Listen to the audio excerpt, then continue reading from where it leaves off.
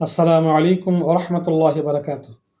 আজকে আমরা একটি হাদিসের অনুবাদ শুনব। একটা হাদিস শুনব।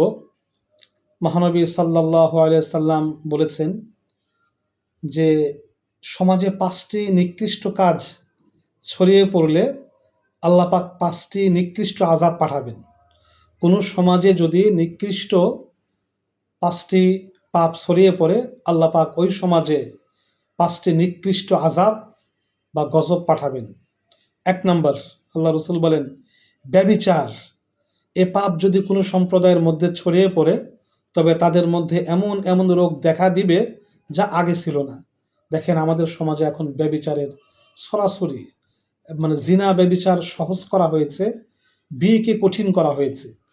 রাস্তায় রাস্তায় মোড়ে মোড়ে ক্লাবে ক্লাবে হাটে ঘাটে মাঠে ঘরে বাইরে বাড়িতে ব্যভিচার আর ব্যভিচার, ব্যভিচারের সয়লাভ হয়ে গেছে সমাজটা।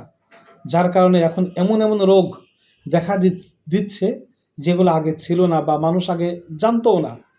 ২ নম্বর, মাপ ও ওজনে কম দেওয়া বা করা।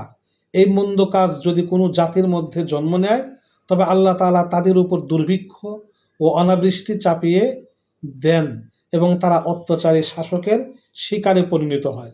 মাপ এবং ওজনে কম দেওয়া, এখন এটা আমাদের সমাজে নিত্য গুনাহের কাজ হয়ে গিয়েছে। আপনি যেখান থেকে পণ্য কেনেন অধিকাংশ ব্যবসায়ীরা, অসাধু ব্যবসায়ীরা ওজনে কম দিয়ে থাকে। এটা মারাত্মক একটা অপরাধ। হজরতে শুআইব আলাইহিস সালাতু ওয়াস সালামের সম্প্রদায়কে আল্লাহ পাক এই ওজনে কম দেওয়ার কারণেই ধ্বংস করে দিয়েছিলেন। ৩ নম্বর, যাকাত না দেওয়া। এই মন্দ কাজ যাদের মধ্যে দেখা দেয় বা যে জাতির মধ্যে দেখা দিবে তাদের উপর আকাশ থেকে বৃষ্টি হওয়া বন্ধ হয়ে যায়। আর ওই অঞ্চলে যদি পশু বা পাখি না থাকে তাহলে বৃষ্টি হবেই না, বৃষ্টি হয় না। ৪ নম্বর, আল্লাহ এবং রাসূলের সঙ্গে বিশ্বাসঘাতকতা করা। এই মন্দ কাজ যখন কোথাও দেখা দেয় তখন আল্লাহ তাদের উপর অমুসলিম শত্রুদের চাপিয়ে দেন, যারা তাদের অনেক কিছু কেড়ে নিয়ে যায়, অনেক ক্ষয়ক্ষতি করে। ৫ নম্বর, যদি মুসলমান শাসক আল্লাহর কিতাব অনুযায়ী শাসন না করে তবে আল্লাহ তাআলা মুসলিম সমাজে ভাঙ্গন সৃষ্টি করে দেন এবং তারা পরস্পরের সঙ্গে লড়াই ও খুন খারাপি করতে শুরু করে দেয়। দেখেন মুসলিম শাসনরা এখন ইনসাফ মোতাবেক সমাজ পরিচালনা করে না।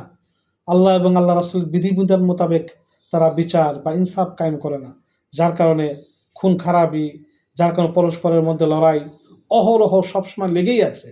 সুতরাং আল্লাহ রাসূলের গুরুত্বপূর্ণ এই ৫টি নিকৃষ্ট কাজ করলে ৫টি আযাব আল্লাহ পাক পাঠাবেন।